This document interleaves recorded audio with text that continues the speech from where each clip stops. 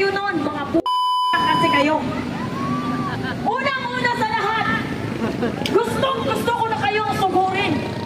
Kailan pa natin babaguhin ang sistema ng mga taong ito, ang kinakain nila, ang mga sasakyan nila, ang mga bahay nila, ang mga pinapaaral nila sa kanilang mga nepo babies, ang ibinibili nila ng mga jewelry sa kanilang mga nepo mistresses ay galing sa taxes, dugo at buhay ng mga Pilipino. Sige, mga kayo, lumabas kayo! Harapin niyo kami! Harapin niyo kami!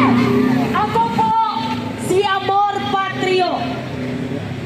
Alam kong bobo kayo kaya i-translate ko sa Tagalog. Ang meaning ng Amor Patrio ay love of country. Wala kayo nun, mga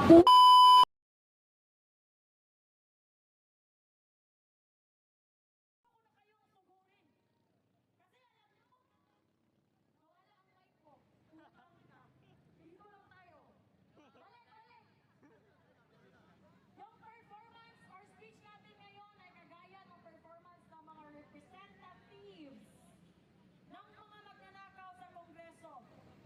Meron? Wala? Minsan meron? Pero sa lahat ng araw, kadalasan, wala. Okay?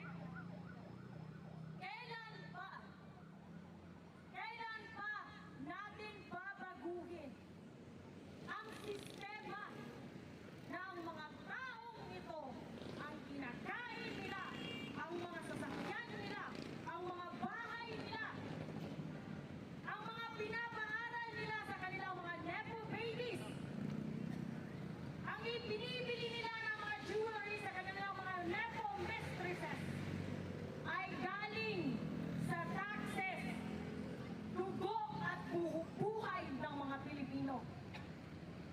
Ayoko magmakaawa na maawa naman kayo sa mga kasi alam ko wala kayong awa. I don't even think that you are a person. I think you are an evil trying to govern the Filipino people. Ganon kayo. So I will not say please resign. Ito ang tandaan nyo. Habang nakikiusap pa kami, bumaba kayo. Dahil sooner rather than later, mind you, hindi na kami makikiusap. Hindi na namin kayo sasabihan. Kakalad ka rin kung kakalad ka rin. Bababuyin kung bababuyin. Bakit? In this generation, we are millennials. We do mirroring. Kung ano yung energy, kung ano yung serbisyo, kung ano yung trato na binibigay nyo sa amin, then ang ibabalik namin sa'yo, we are the fucking millennials and we are like that. Sa mga puta niya na nakaupo dyan sa Kongreso, huwag niyong hintayin na ang galit ng taong bayan ay aabot sa sukdulan. Because I'm telling you, I am an ordinary private citizen. But with the amount of rage and anger na feel ko ngayon, I cannot promise I will be a decent person when the time comes.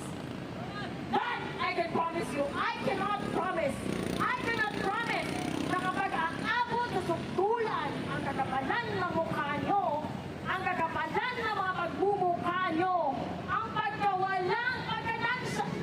My God! You are not a fucking Gen Z to be a nonchalant person. Mga matatanda na kayo dyan! Puntang ina! Except, of course, for Kiko Barzaga. Shout out to Kiko Barzaga. I do not care if you are a Kakapi, whatever faction, whatever political intention do you have, it's a big shout out to you. Pero itong mga putang inang ko, gusto kong pangalanan kayo? Isa-isa? Isa-isa. Franz Castro.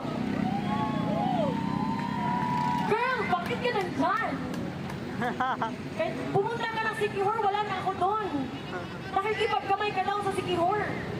Sana nandun ako nung pumunta ka doon. Ngayon, I'm here. Let's do an eyeball. Franz Castro. Franz fucking Castro. Tapos sasabihin mo naman, hindi disente ang babae yan. Napakatagit ng bibig. You know, napaka-immoral, napaka-indecent na babae. Yes, I'm just giving you the fucking energy that you are giving to the Philippine people. You do not deserve an ounce of respect. Zero respect. Kasi, girl, mukha mo walang hindi naka-respeto. Wala kang moralidad. Hindi ko narinig. Ano bang ginawa mo sa Kongreso? Bobo ka na nga. Underperforming ka na nga. Hindi ka pa maganda, girl. You're not pretty. You're bobo. And you're underperforming. You do not deserve a seat in the Congress. Sasabihin niyo naman very happy. So I'm not gonna go into that topic. Alright? Kasi ang akala mo, gusto ko ipatawag sa tuwan ko. I wanna care. I wanna face your fucking idiots. I wanna face you. Para sabihin ko sa pagmumukha nyo na hindi kami natutuwa sa... I understand. Our feelings, our perception, our opinion does not matter to you. And I know, kasi wala naman kayong ibang gusto, pangarap, at gawain sa araw-araw. Kundi ang magnakaw. We are living wage earners. Pero feel ko, I'm so fucking rich. Kasi, sponsored ko yung mga lifestyle nyo.